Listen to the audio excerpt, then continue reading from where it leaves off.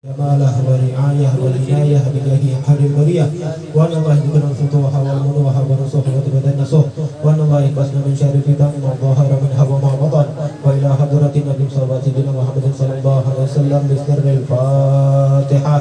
أعوذ بالله من الشيطان الرجيم. بسم الله الرحمن الرحيم. الحمد لله رب العالمين الرحمن الرحيم مالك يوم الدين إياك نعبد وإياك نستعين اهدنا الصراط المستقيم صراط الذين أنعمت عليهم غير المغضوب عليهم ولا الضالين آمين آمين. بسم الله الرحمن الرحيم. اللهم صل وسلم على سيدنا محمد الفاتح لما أغلق الخاتم لما سبق الناصر الحق بالحق والهادي إلى صراطك المستقيم وعلى آله وصحبه حق قدره ومقداره العظيم. اللهم أخرجنا من ظلمات الوهم وأكرمنا بنور الفهم وافتح علينا بمعرفة العلم وحسن أخلاقنا بالحلم وسهل لنا أبواب فضلك وانشر علينا من خزائن رحمتك برحمتك يا أرحم الراحمين. Assalamualaikum warahmatullahi wabarakatuh. Waalaikumsalam warahmatullahi wabarakatuh.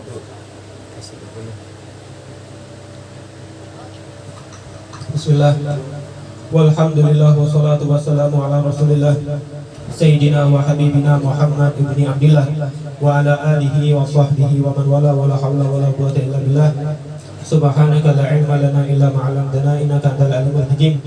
Rabbi israh li sadri wa yassir li amri wahlul 'uqdatam min lisani yafqahu qawli. Alhamdulillah.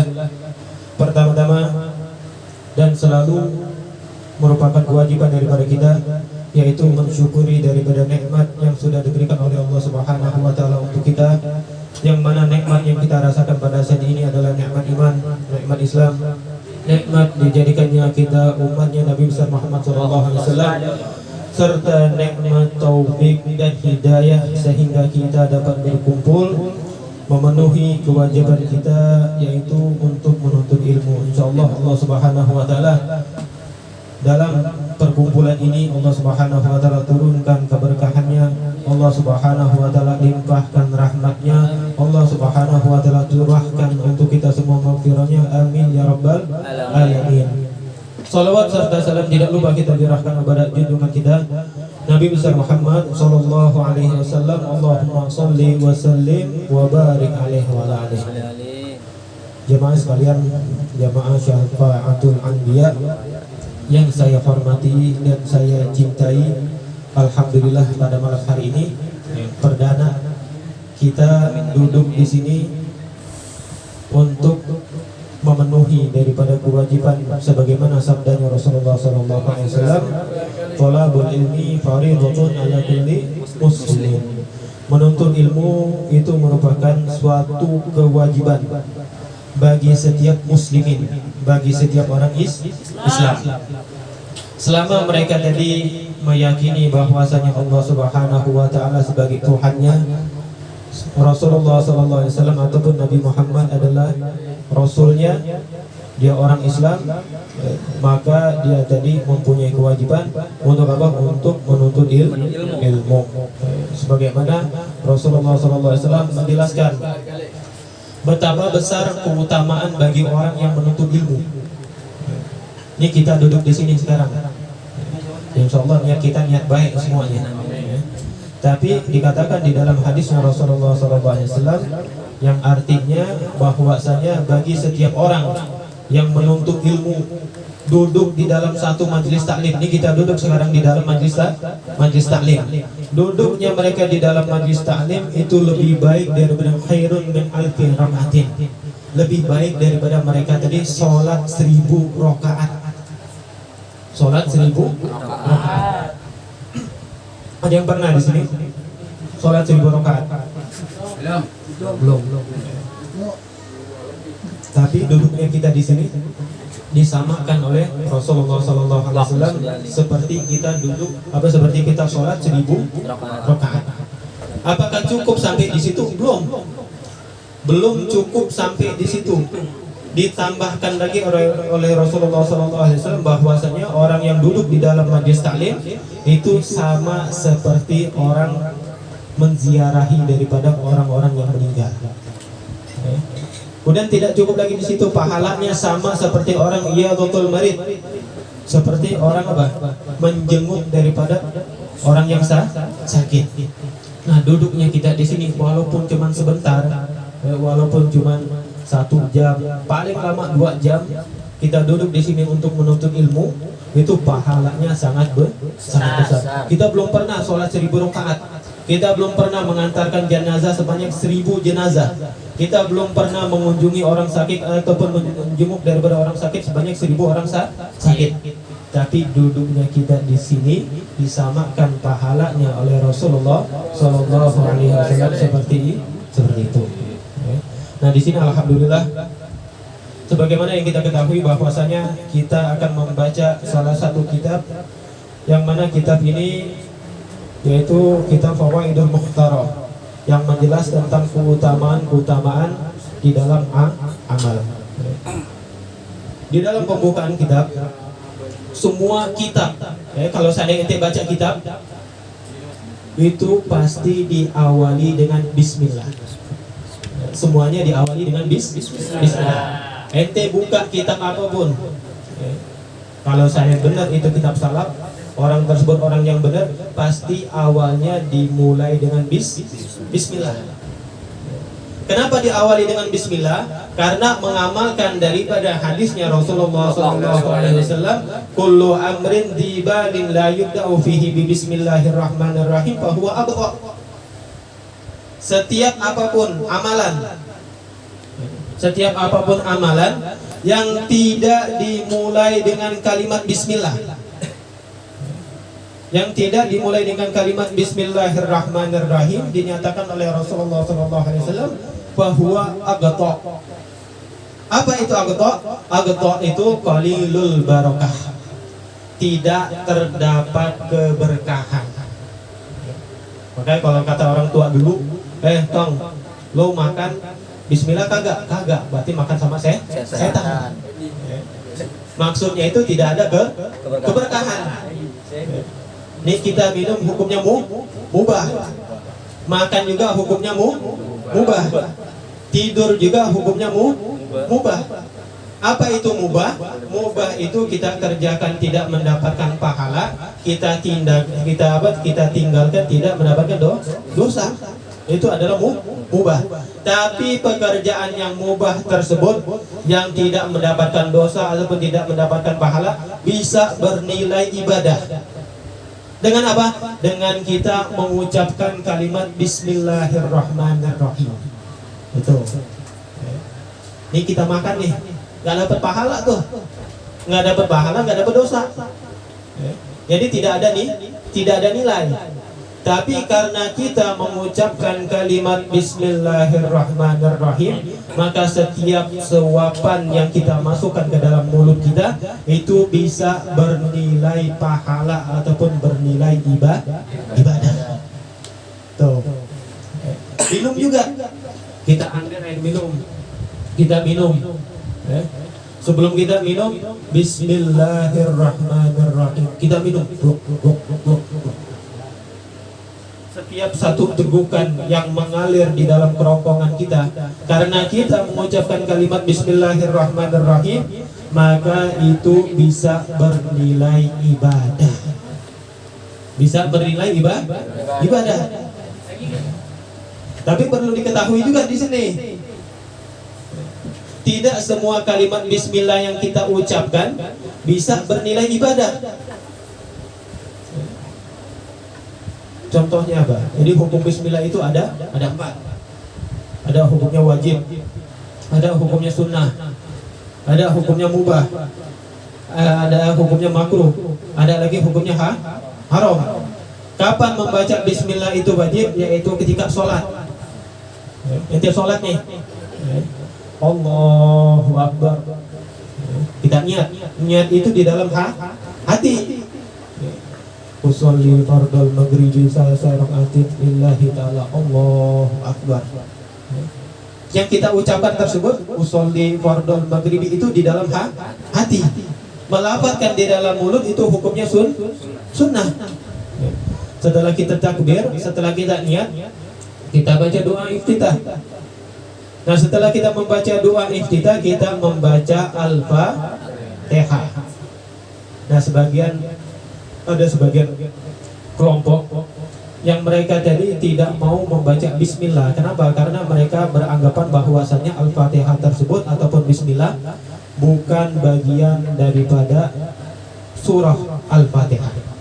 Tapi di mazhabnya kita, di mazhabnya Imam Syafi'i, wajib untuk mengucapkan bismillahirrahmanirrahim.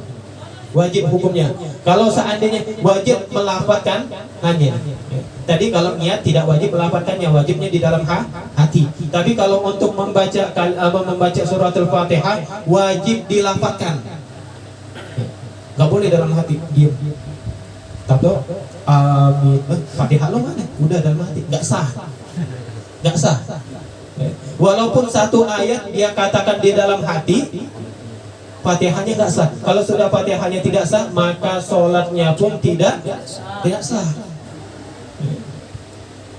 Nah, membaca bismillah yang wajib yaitu ketika kita sholat. Nah, kapan membaca bismillah hukumnya menjadi sunnah? Tadi kita makan, kita minum, kita tidur, kita keluar rumah, baca bismillah. Ada satu cerita, satu kisah tentang seseorang wanita solehah. Ini tentang wanita solehah.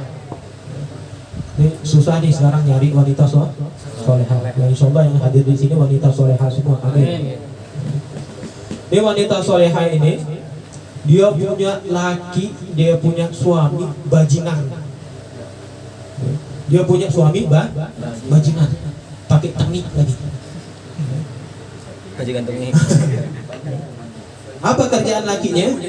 Kerjaan lakinya nggak pernah ngapa-ngapain, nggak pernah sholat, nggak pernah ini, mabok terus, pulang-pulang teler. Tapi subhanallah, nih istrinya solehah. Tidak sedikit pun dia tadi marah terhadap suaminya. Makanya rumah tangga itu ada macam-macamnya. Ada rumah tangga seperti contohnya Nabiullah Nuh alaihi salam. Bapak orang baik, ibu orang baik, tapi anaknya bejat. Itu Nabiullah Nuh. Siapa anaknya Nabiullah Nuh alaihi salam yang bernama Kan'an?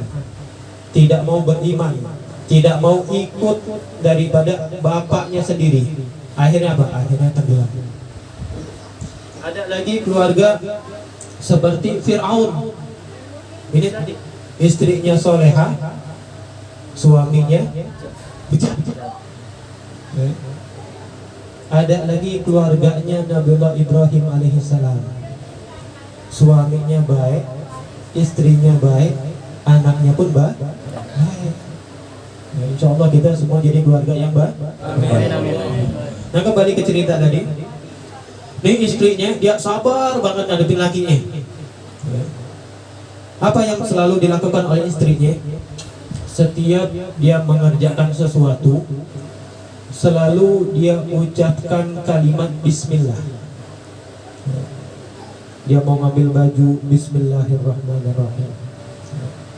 Dia lagi mau masak, goreng ikan, ucapkan bismillahirrahmanirrahim. Yang mau ngambil ini, pokoknya semua pekerjaan rumah tangganya dia ucapkan bismillah. Sampai akhirnya lakinya sumpah. Emang dasar bejat. Lakinya sumpah. Apain sih lo ngucapin bismillah mulu? Ya emang dasar setan panas dengan bismillah. Ngapain udah nggak usah bismillah lagi. Bang, aneh dengar kata ustadz, orang kalau saat ngucapin bismillah itu berkah katanya. Dapat berkah. Berkah dari mana? Ya berkah insya Allah katanya. Bakalan dapat bantuan dari Allah Subhanahu Wa Taala. Akhirnya ini suaminya memang suaminya bejat. Dia punya niat tidak baik terhadap bininya. Apa yang dia lakukan? Dia ingin menjebak daripada istrinya tadi. Suatu hari lakinya tadi dia beli kalung. Dia beli kalung, yang mana kalung tersebut dia hadiahkan kepada bininya yang solehah tadi. Dia belikan kalung. Niatnya nggak baik nih. bukan niat baik, tapi niatnya tidak baik. Dia berikan kalung, dia kasih ke bininya. Ketika diterima kalung tersebut, Bismillahirrahmanirrahim. Kata lakinya dalam hati ini, ntar gue kerjain loh, gue kerjain, tunggu tanggal mainnya. Udah simpan baik-baik tuh hadiah dari abang, simpan baik-baik. Dilihat sama lakinya, disimpan di lemarinya dia ucapkan lagi Bismillahirrahmanirrahim, dia ini lagi Bismillahirrahmanirrahim. Nah akhirnya lakinya tadi karena kepanasan dengar Bismillahirrahmanirrahim, yang mana kata bininya tadi, orang kalau seandainya mengucapkan Bismillahirrahmanirrahim bakalan dijaga sama Allah Subhanahu wa Ta'ala. Akhirnya lakinya tadi dia niat jahat, dia buka tuh lemari, dia ambil kalungnya, dia dibuang kalungnya tersebut, dibuang ke laut. Lihat nih, mana Bismillahnya, hilang tuh kalung, dijebak sama lakinya tadi. Akhirnya besok tadi dipanggil bini, yang mana kalung yang abang kasih? Ada bang di lemari, coba ambil. Pas dia buka lemari nggak ada, dia bongkar lemari nggak ada juga. Akhirnya lakinya, mana Bismillah lo? Nggak ada apa-apa ini Bismillah. Percuma ente ucapin setiap kali Bismillahirrahmanirrahim, tetap aja kalungnya hilang. Tapi apakah istri tersebut dengan kejadian itu dia tadi berhenti mengucapkan Bismillahirrahmanirrahim? Enggak. Dia tidak berhenti untuk mengucapkan kalimat Bismillahirrahmanirrahim. Udah akhirnya suaminya tadi pergi ke pasar. Dia pergi ke pasar, singkat cerita dia beli ikan untuk makan pada saat itu, pada hari itu. Dia beli ikan, dia suruh bininya untuk membersihkan daripada perut ikan tersebut. Ketika bininya bersihin tuh perut ikan, subhanallah kalungnya ada di situ. Kalung yang dibuang lakinya tadi, yang niat nggak baik daripada lakinya tersebut, dibuang ke laut, subhanallah, dimakan sama ikan. Dimakan sama ikan, yang beli dianya sendiri. Akhirnya yang masak siapa? Bininya sendiri. Ditemuin lagi daripada kalungnya tersebut. Ditemuin daripada kalungnya. Ini apa? Ini gara-gara kalimat Bismillahirrahmanirrahim. Anda yakin kalau seandainya ente mengamalkan daripada kalimat Bismillahirrahmanirrahim, setiap apapun yang kalian kerjakan akan menjadi keberkahan dari Allah Subhanahu wa Ta'ala. Tapi ada juga mengucapkan kalimat Bismillahirrahmanirrahim jadi haram. Loh kok bisa? Kok bisa mengucapkan kalimat Bismillahirrahmanirrahim jadi haram? Kok dosa mengucapkan kalimat Bismillahirrahmanirrahim? Mengucapkan kalimat Bismillahirrahmanirrahim bisa mendatangkan dosa ketika melakukan perbuatan yang haram. Jadi jangan mentang-mentang dengar dari ustaz orang yang mengucapkan kalimat Bismillahirrahmanirrahim dapat berkah, kemudian nyolong sendal Bismillahirrahmanirrahim, insya Allah berkah di sendal. Jumatan. Ke masjid tukar sendal. Ya tuh. Banyak Dari rumah sendal jepit. Pulang karpil. Pulang pakai lolo. Pas nuker Bismillah, kata ustaz kan dia berkah Bismillahirrahmanirrahim, kagak berkah Pak On. Malahan dapat dosa. Ada lagi yang minum homer ketika dia Bismillahirrahmanirrahim biar maboknya berkah. Kagak berkah itu namanya dosa. Jadi percuma tuh kalimat Bismillahirrahmanirrahim kagak bakal ngaruh di tempat-tempat yang haram. Orang ketika melakukan perbuatan yang haram mengucapkan kalimat Bismillah double tuh daripada dosanya. Jadi hati-hati nih, kalimat Bismillahirrahmanirrahim bisa menjadi berkah bisa menjadi rahmat atas perbuatan-perbuatan yang mubah. Nah di sini di semua kitab yang dikarang oleh daripada salaf-salaf kita pasti awalnya daripada kalimat bismillah, karena mengamalkan daripada hadisnya Rasulullah SAW, kullu amrin dibalin la yubda'u fihi bismillahirrahmanirrahim wa huwa aqta. Setiap perbuatan yang mubah yang tidak didasari ataupun tidak melafalkan daripada kalimat bismillahirrahmanirrahim, maka perbuatan tersebut sia-sia. Makannya nggak dapat pahala, tidurnya nggak dapat pahala. Tapi jangan juga karena bismillah itu tidur melulu, jangan. Ya. Kan biar pahalanya banyak saja, enggak juga begitu. Tidur balas dendam. Betul? Nah di sini dilanjutkan daripada kitab ini, kita akan membahas yang namanya ilmu. Yang pertama kali yang akan kita bahas yaitu mengenai keutamaan daripada ilmu. Kenapa pentingnya kita mengetahui bagaimana keutamaan ilmu? Karena derajatnya seseorang tergantung ilmunya. Keutamaan seseorang tersebut tergantung ilmunya. Loh, apa dalilnya? Lihat bagaimana Nabiullah Adam alaihissalam ketika diciptakan oleh Allah Subhanahu wa taala. Nabi Adam orang baru apa orang lama? Orang baru. Dibandingkan para malaikat. Malaikat lebih dulu ibadahnya, ada yang sudah malaikat yang ribuan tahun. Ribuan tahun sujud dengan Allah Subhanahu wa taala, ribuan tahun membaca tasbih, ribuan tahun bertahmid. Tapi disuruh sujud kepada Nabiullah Adam. Ini umurnya daripada malaikat tersebut ribuan tahun. Ada yang tahu umurnya malaikat Jibril? Ayo. Ada yang tahu nggak umurnya malaikat Jibril? Ada tahu?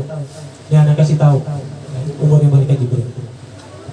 Malaikat Jibril itu dulu pernah berdialog bersama Rasulullah SAW. Rasulullah bertanya kepada malaikat Jibril, ya Jibril, kamu umruk? Wahai Jibril, berapa umur ente? Ada dijawab sama malaikat Jibril, ya Rasulullah, la adri, aku tidak tahu umurku. Tapi semenjak aku diciptakan, aku melihat satu bintang. Aku melihat satu cahaya, yang mana cahaya tersebut muncul setiap 6.000 tahun sekali. Cahaya tersebut muncul sebanyak 6.000 tahun sekali. Dan aku sudah melihat cahaya tersebut sebanyak 60.000 kali. Tuh. Kali dong. Itu umurnya malaikat Jibril. Jadi malaikat Jibril melihat bintang tersebut, bintang itu muncul setiap 6.000 tahun sekali. 6.000 tahun sekali.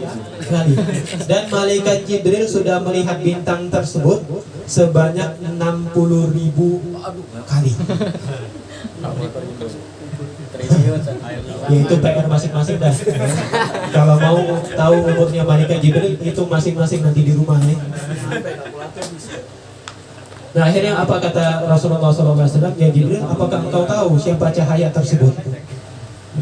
Siapa cahaya yang engkau lihat sebanyak setiap 6.000 tahun sekali tersebut?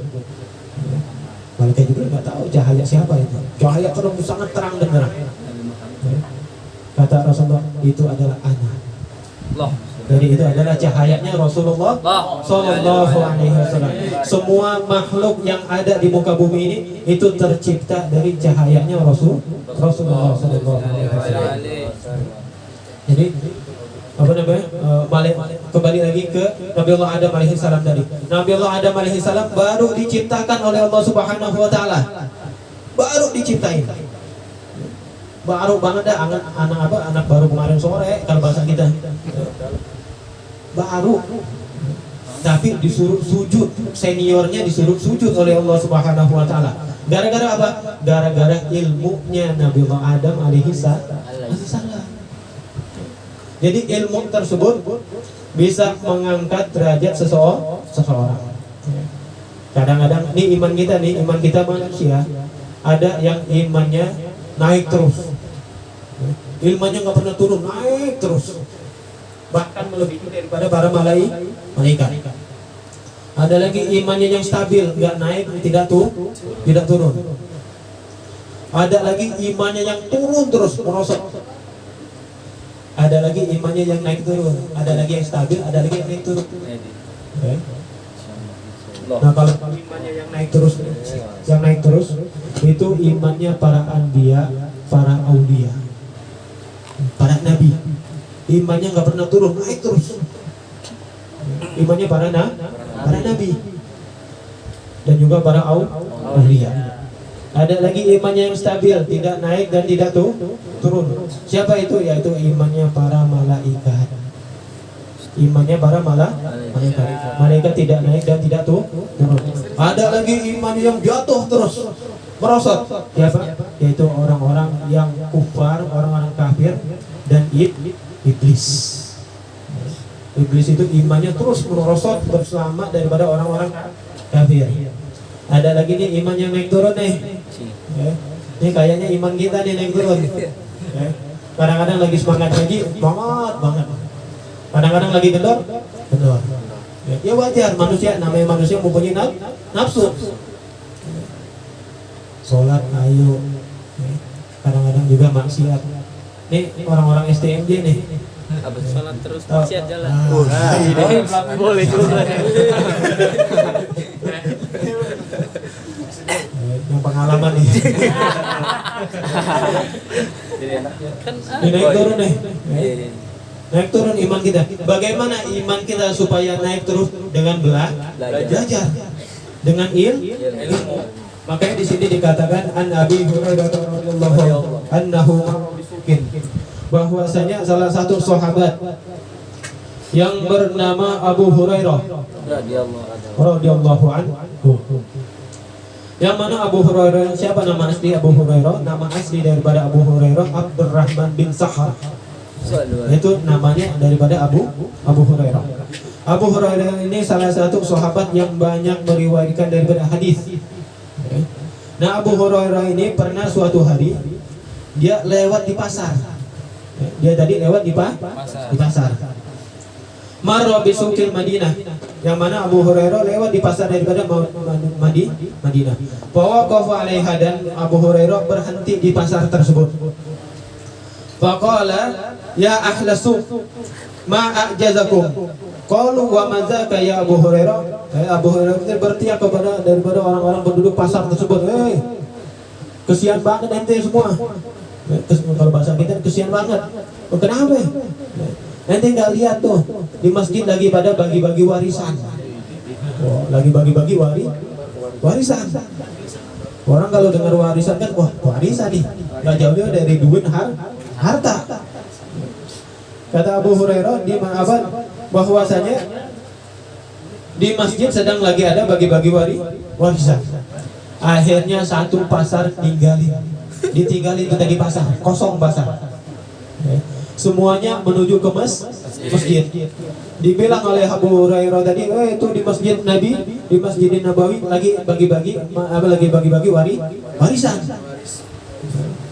Orang kan warisan, gara-gara warisan saudara bisa berantem. Ini tapi beda warisannya Rasulullah SAW. Baru kata Abu Hurairah, ayo semuanya ke masjid. Yang mana di masjid tersebut sedang dibagikan warisannya daripada Rasulullah SAW. Akhirnya suatu pasar kosong. Satu pasar ini kosong. Dan ingat, tempat yang paling dibenci oleh Allah Subhanahu wa taala adalah pasar. Abghadul bilad ilallahi aswaquha. Tempat yang paling dibenci di muka bumi ini oleh Allah Subhanahu wa taala adalah pasar.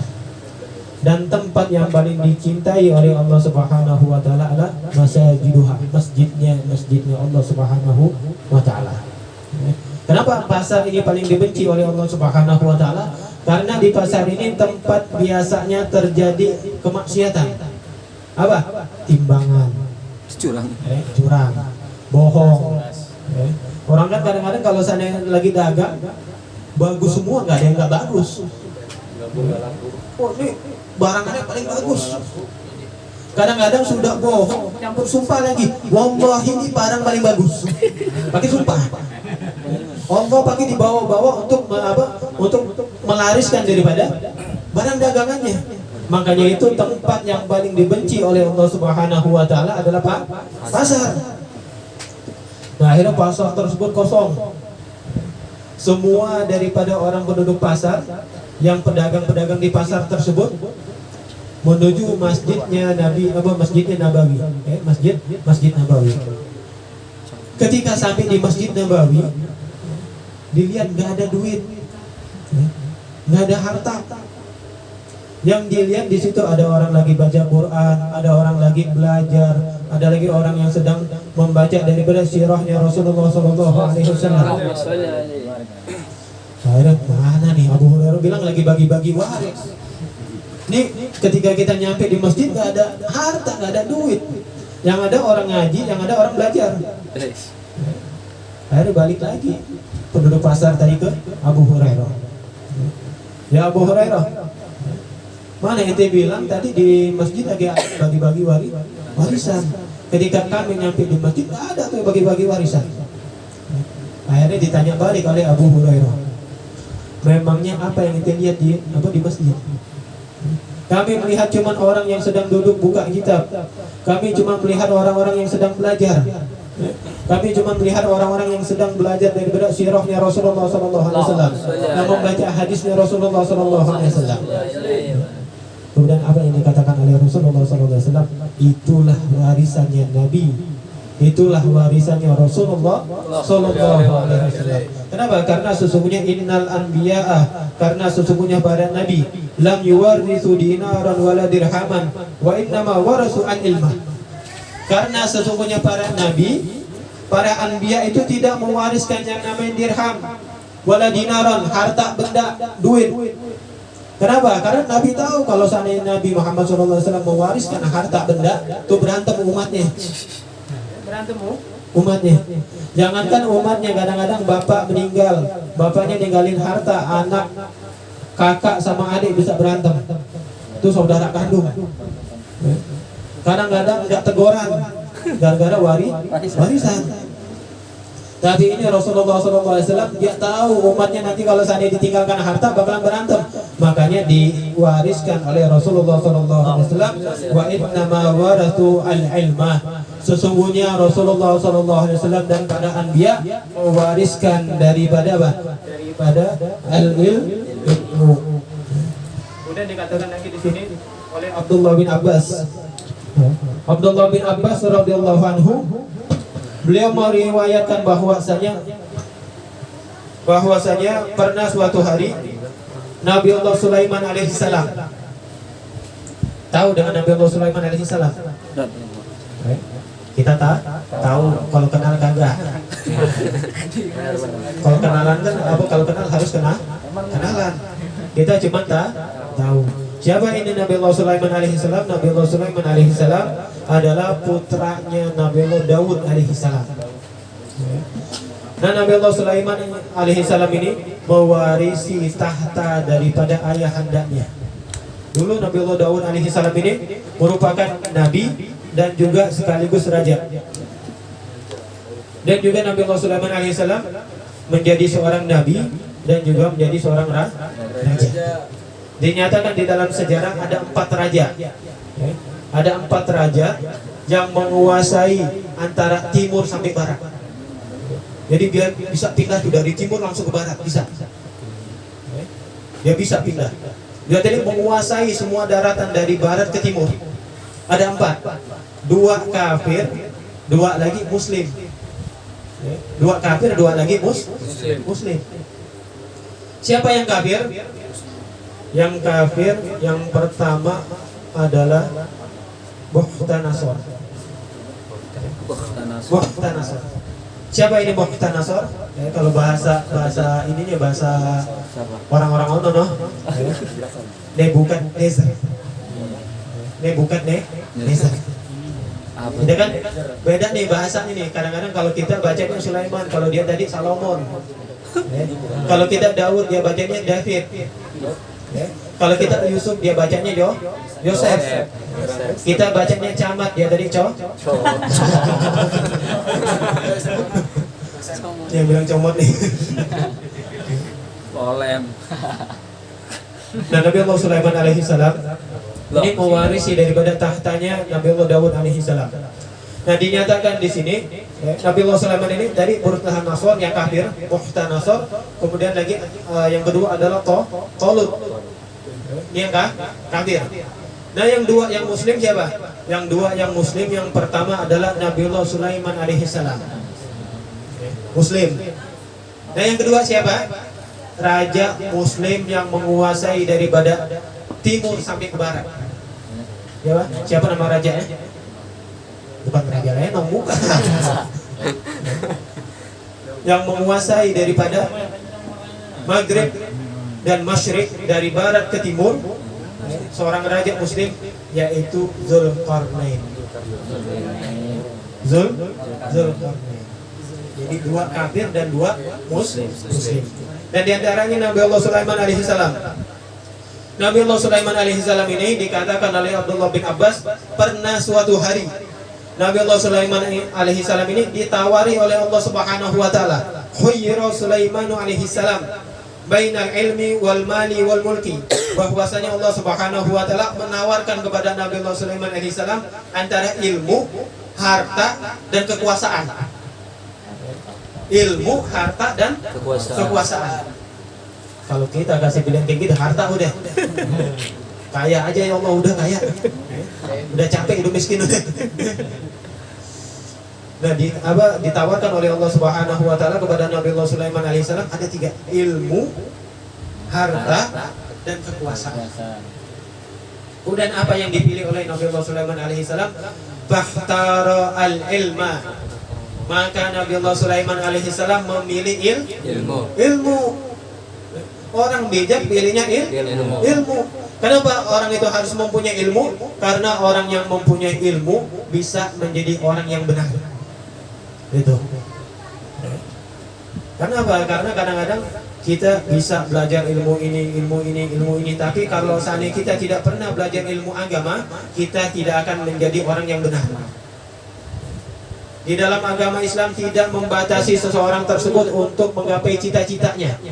Silakan kalian menjadi dokter, silakan kalian menjadi pemimpin, silakan kalian tadi menjadi hakim, silakan kalian tadi menjadi tentara, silakan kalian tadi menjadi polisi. Terserah. Akan tetapi yang pertama kali tanamkan ilmu. Ilmu apa? Ilmu kepada Allah Subhanahu wa taala. Tahu semua gerak-geriknya, diawasi oleh Allah Subhanahu wa taala. Jadi ketika menjadi pemimpin yang amanah. Ketika menjadi hakim yang adil. Kenapa kadang-kadang kita lihat tuh orang-orang yang korupsi. Kita lihat tuh berita orang korupsi yang ditangkap KPK. Emang tuh orang goblok? Kagak. Orang pintar semua tuh. Bahkan kuliahnya di luar negeri. Pintar semua, S semua udah. Panjangan gelarnya daripada namanya. Tapi kenapa? Karena mereka tadi tidak belajar ilmu agama. Tidak belajar ilmu agama, akhirnya tidak ada takut kepada Allah Subhanahu wa taala. Jadi ilmunya tadi hanya untuk menjauhkan mereka daripada Allah Subhanahu wa taala. Man isdada ilman wa lam yasdad huda, lam yasdad minallahi illa mu'da. Barang siapa yang bertambah ilmu akan tetapi tidak bertambah ketakutannya kepada Allah Subhanahu wa taala, maka ilmu tersebut hanya akan menjauhkan dia daripada Allah Subhanahu wa taala.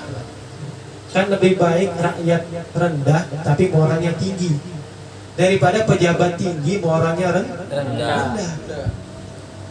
Maka orang itu harus belajar daripada ilmunya Allah Subhanahu wa taala. Nah, dikatakan di sini Nabi Allah Sulaiman alaihi salam ketika dikasih pilihan 3 pilihan tersebut, maka Nabi Allah Sulaiman alaihi salam memilih ilmu. Akhirnya apa kata Nabi Allah Sulaiman alaihi salam? Fatallahu al-mala wal mulka. Maka ketika aku memilih ilmu, Allah Subhanahu wa taala memberikan 2 yang lain. Apa? Yaitu harta dan kekuasaan. Harta dan kekuasaan dengan ilmu tersebut. Maka dikatakan di dalam hadisnya Rasulullah sallallahu alaihi wasallam, inna min asyratis saah, bahwasanya salah satu daripada tanda-tanda kiamat. Ini udah hampir dekat-dekat nih kiamat. Udah hampir dekat-dekat nih kiamat, tapi masih tanda-tanda kecil. Di antara tanda-tandanya apa? Ayyarfa'ul ilmu. Allah Subhanahu wa taala angkat ilmu. Ilmu itu diangkat oleh Allah Subhanahu wa taala. Diangkatnya ilmu bagaimana? Bukan diangkatnya ilmu tersebut semua hilang ilmu, enggak. Tapi bighadil ulama, dengan dicabutnya atau dipanggilnya para ulama. Kita kemarin baru kehilangan Al-Habib Muhammad bin Alwi Al-Hamid. Terus kemarin lagi Al-Habib Ahmad Naufal Al-Kaf. Terus alhamdulillah kita pernah ngalamin semua itu, pernah belajar sama beliau-beliau. Kita berasa banget kehilangan daripada beliau-beliau tersebut. Nih, ilmu sudah dicabut oleh Allah Subhanahu wa taala. Nanti di akhir zaman, orang tersebut tidak ada yang mengajarkan kebaikan. Nih kayak sekarang ngajarkan kebaikan, enggak ada. Kenapa? Karena wailharul jahlu. Akan nampak ketika ilmu dicabut oleh Allah Subhanahu wa taala, ulama semuanya meninggal, ulama satu persatu dicabut oleh Allah Subhanahu wa taala, maka yang akan nampak siapa? Orang-orang bego. Orang-orang bego yang nggak pernah belajar tato hukumin. Nggak pernah belajar. Ente naik mobil, udah mobil aneh bawa, ente pernah belajar mobil? Nggak pernah. Bismillah, jangan bismillah.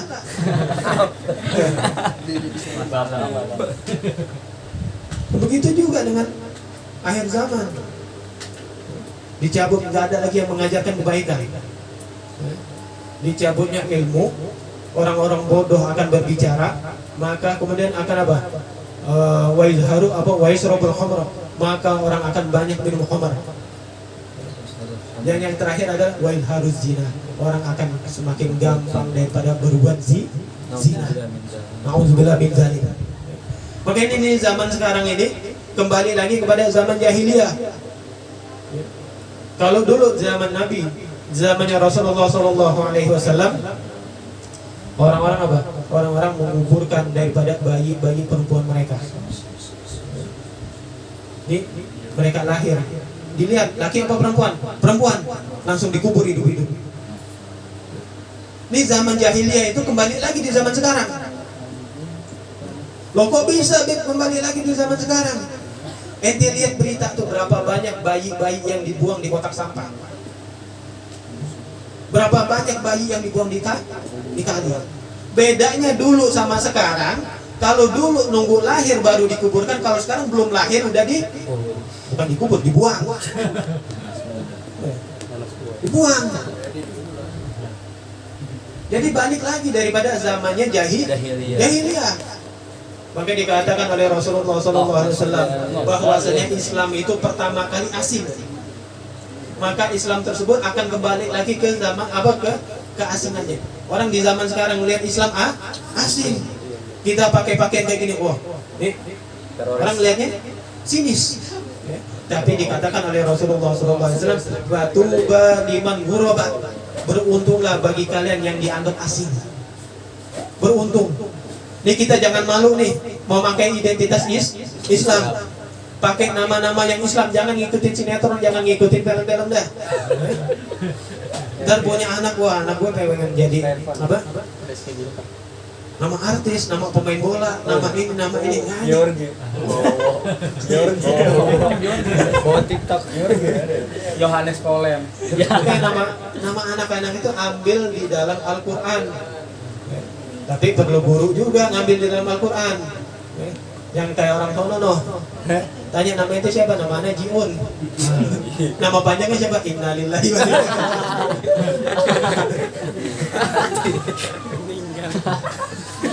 Perlu pakai guru. Ataupun namanya siapa? Namanya Tony Bib. Bang Tony. Nama panjangnya Syaitoni Rojim. Setan. Oh iya. Jadi panggil guru yang mengerti bagaimana nama yang bagus, nama yang bagus dan nama yang memang diriwayatkan oleh Rasulullah Shallallahu Alaihi Wasallam. Jadi nih sekarang zaman ini sedikit demi sedikit Allah Subhanahu Wa Taala sudah mencabut ilmu sedikit demi sedikit. Kita beruntung masih mempunyai guru. Kalau memang ada guru yang benar-benar ente pegang. Kenapa? Karena dengan guru tersebut yang akan membawa ente menuju ridhonya Rasulullah SAW dan ridhonya Allah Subhanahu wa Ta'ala. Jadi beda nih guru murabbi ataupun guru ilmu agama dengan guru-guru yang lain. Kenapa? Karena guru ilmu agama yang mengajarkan ente untuk takut kepada Allah Subhanahu wa Ta'ala, itulah guru yang akan menggapai keridhoannya kepada Allah Subhanahu wa Ta'ala. Dan dikatakan di sini Allah di dalam sebuah hadis, "Anna dunya yu'tihullahu ma yuhibbu ma la yuhib, wa la yu'til ilma illa ma yuhibbuhu minal abrar." Ini kita sekarang beruntung nih duduk di sini. Amin. Kenapa anak katakan demikian? Karena secara tidak langsung berdasarkan daripada hadis ini, kita merupakan orang-orang pilihan dari Allah Subhanahu wa Ta'ala. Amin. Kenapa di dalam hadis ini dikatakan oleh Rasulullah SAW, "Anak dunia, sesungguhnya dunia dan isinya, yu'tihullahu, Allah Subhanahu wa Ta'ala akan memberikan dunia kepada orang-orang yang disukai oleh Allah Subhanahu wa Ta'ala dan orang-orang yang tidak disukai oleh Allah Subhanahu wa Ta'ala." Jadi namanya harta tuh, kekayaan itu gak pandang. Mau dia orang kafir, mau dia orang Islam, tetap kalau seandainya mereka tadi mau berusaha keras, tetap dapat. Jadi nggak ada bedanya tuh. Oh, dia tadi orang suka mabuk, tapi kok kaya? Nggak ada bedanya. Kenapa? Karena harta tersebut masuk kepada siapa saja. Tapi beda dengan ilmu. Nanti duduk sekarang ini, emang perjuangannya nggak berat? Berat. Orang belajar ilmu agama itu berat. Oke lah sekarang itu duduk, tapi bulan depan, minggu, besok lagi, bisa nggak ente duduk lagi di sini? Karena apa? Karena semakin ente bertambah, tambah lagi, setan itu semakin giat untuk menggoda ente. Udahlah jangan hadir, udahlah live streaming aja udah, live streaming aja sama aja. Udah ente minta rekaman aja sama sohib ente yang lain, kagak berkah dong, nggak berkah. Yang dikatakan oleh Rasulullah SAW, duduk di dalam majelis ilmu, bukan melihat video, bukan live streaming. Duduk di dalam majelis ilmu, itulah yang akan membawa keberkahan. Nah, orang yang mendapatkan harta tuh nggak pandang mau dia jadi orang kafir, mau dia jadi orang muslim, mau dia jadi orang bagaimanapun, harta tersebut akan datang asalkan mereka tadi mau berusaha. Tapi beda dengan ilmu. Kalau ilmu, Allah Subhanahu wa Ta'ala mayuhibbuhu minal abrar. Allah Subhanahu wa Ta'ala hanya memberikan ilmu untuk orang-orang yang baik. Untuk orang-orang yang baik. Tapi satu syaratnya, istiqomah. Syaratnya istiqomah.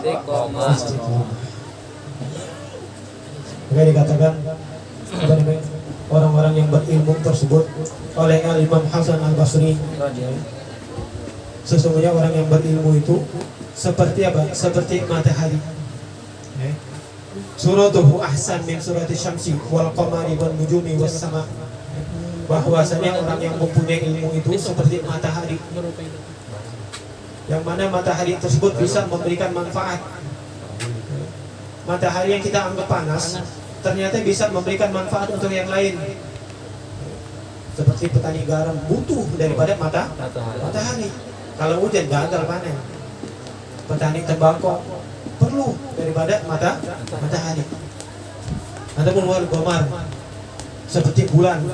Itulah ulama. Ulama tersebut mereka tadi akan memberikan manfaat. Mereka tadi akan memberikan manfaat dimanapun mereka tadi berada. Mereka katakan ente dekat dengan ulama, ente bakalan dijadikan ente ataupun anak ente sebagai ulama, ataupun ente bakalan dikumpulkan bersama ulama tersebut. Asalkan kita tadi jangan lepas daripada ulama tersebut. Maka waktu itu Ana punya anak daripada guru Ana, Al-Habib Bagir bin Hamid Syekh Bubadan. Beliau bilang orang itu nggak bakal bisa dia tadi bertemu dengan Rasulullah SAW kecuali dengan gurunya. Kecuali dengan gurunya. Pernah dulu ada salah satu cerita. Ada orang yang mana orang tersebut dia tadi pengen ketemu dengan Rasulullah SAW tanpa melalui gurunya. Bukan kurang ajar. Songong. Gimana caranya dia tadi sholawat terus. Akhirnya yang dia tadi mimpiin apa? Muka gurunya. Kode. Besok lagi sholawat lagi. Besok lagi muka gurunya. Sampai berapa kali di dalam mimpinya tersebut ditunjuk sama gurunya, ente nggak bakal ketemu dengan Rasulullah kecuali melewati. Makanya cari guru yang benar, yang ada silsilah daripada nasabnya. Makanya dikatakan oleh di dalam hadisnya Rasulullah SAW, ada dunia, bahwasanya dunia akan diberikan oleh Allah Subhanahu Wa Taala kepada orang yang baik ataupun orang yang tidak baik. Wala yu'til ilma illa man yuhibbuhu minal abrar, dan tidak akan diberikan daripada ilmu kecuali daripada orang-orang yang memang dikatakan baik oleh Allah Subhanahu Wa Taala. Wala Amirul Mukminin Al-Imam Ali bin Abi Thalib radhiyallahu wajhah, al-ilmu khairun minal mal. Imam Ali bin Abi Thalib radhiyallahu wajhah, ayah daripada pemuda penghulu surga, yaitu Sayyidina Hasan wa Sayyidina Husain, menantunya Rasulullah SAW, yaitu Sayyidina Ali radhiyallahu wajhah. Beliau pernah berkata, al-ilmu khairun minal mal. Ilmu itu lebih baik daripada harta. Kenapa? Karena ilmu tersebut bisa mengingatkan kalian, bisa mendekatkan kalian dengan Allah Subhanahu Wa Taala. Tapi beda dengan harta. Kalau harta bukan malah mendekatkan kalian tadi dengan Allah Subhanahu Wa Taala, malahan makin menjauhkan ente daripada Allah Subhanahu Wa Taala. Orang semakin banyak hartanya semakin lupa dengan Allah Subhanahu Wa Taala. Makanya kita kadang-kadang kita minta Allah luaskan rezeki, ya Allah pengen jadi orang kaya, belum dikabulkan oleh Allah Subhanahu Wa Taala. Bukan tidak dikabulkan, tapi belum dikabulkan oleh Allah Subhanahu Wa Taala. Dan ingat bahwasanya Allah Subhanahu Wa Taala lebih tahu keadaan kita daripada kita sendiri. Takutnya kalau saya inti sudah kaya, lihat majlis minggir. Takutnya kalau sudah sibuk nggak bisa lagi kumpul di dalam masjid. Jadi dilihat dulu, kalau saya memang tadi ente sudah istiqomah, baru diberikan keluasan rezeki oleh Allah Subhanahu Wa Taala. Maka dikatakan oleh Al-Imam Ali karramallahu wajhah, al-ilmu khairun minal mal, bahwasanya ilmu itu lebih baik daripada harta. Kenapa? Al-ilmu yahrusuka, karena ilmu itu akan menjaga kalian. Ilmu itu akan menjaga kita. Menjaga kita apa? Menjaga kita dari api neraka. Menjaga kita dari semua bala. Menjaga kita dari semua daripada fitnah-fitnah yang lain. Itu dengan ilmu. Makanya dikatakan di dalam kitab Ihya itu, yang namanya setan itu dia paling takut dengan orang yang alim lagi tidur daripada orang yang sholat tapi bodoh. Loh, kok bisa nih orang tidur lebih takut sama orang tidur daripada orang sholat? Beda orang yang tidur, orang yang alim, tapi orang yang sholat, orang yang bodoh. Kenapa? Karena dia tidur dengan kealimannya. Tidurnya tersebut bisa bernilai ibadah kayak tadi dengan mengucapkan kalimat Bismillahirrahmanirrahim. Tapi orang yang bodoh, dia jadi sholat, belum tentu sholatnya tadi bisa terima. Dia nggak tahu bagaimana tata caranya wudhu, dia nggak tahu apa-apa daripada rukun-rukunnya sholat. Kebiasaan habis buang air kecil, ini istinjanya nggak bersih, langsung pakai lagi, langsung sholat. Maka dikatakan di dalam sebuah hadis bahwasanya nanti azab, kebanyakan daripada azabnya orang-orang akhir zaman itu apa? Daripada buang airnya nggak bersih, nggak keterima sholatnya. Kadang-kadang kita lihat di pinggir jalan ada yang buang sembarangan, nggak tahan lagi buka resleting langsung buang. Kayak gitu mau sholat nggak bisa. Gimana ya nih? Dia mau sholat sampai 1000 rakaat juga nggak bakal keterima oleh Allah Subhanahu wa Ta'ala. Itu dari pentingnya ilmu. Orang alim yang tidur mendapatkan pahala, orang yang bego sholat nggak dapat pahala. Makanya itu setan lebih takut daripada orang alim yang tidur. Kan dikatakan oleh Imam Ali, al-ilmu yahrusuka, ilmu itu akan menjaga kalian. Akan tetapi sebaliknya, wa anta tahrusul mal, kalian akan menjaga yang namanya harta. Ya harta kita udah banyak, takut, tidur nggak tenang. Ya kita alhamdulillah nih, walaupun kita hidup pas-pasan, paling enak itu udah hidup pas-pasan udah. Mau beli motor pas ada, mau beli handphone pas ada, pas-pasan. Pas banget. Mau beli rumah pas ada juga. Nah orang yang kaya, mereka tadi mempunyai harta, mereka tadi nggak bakal tenang hidupnya. Kenapa? Karena mereka tadi menjaga daripada hartanya. Bahkan orang yang mempunyai harta kadang-kadang mereka tadi takut terhadap keluarganya sendiri. Kenapa? Karena mereka tadi disiksa oleh hartanya tersebut.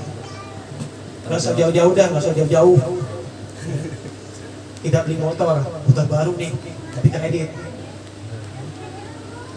Kita taruh depan rumah, kita liatin dulu. Masih baru. Kita gembok tuh, udah stangnya digembok, dibawa gembok lagi. Nah itu apa? Kita menjaga harta. Kita yang menjaga harta, kita yang diperbudak oleh harta.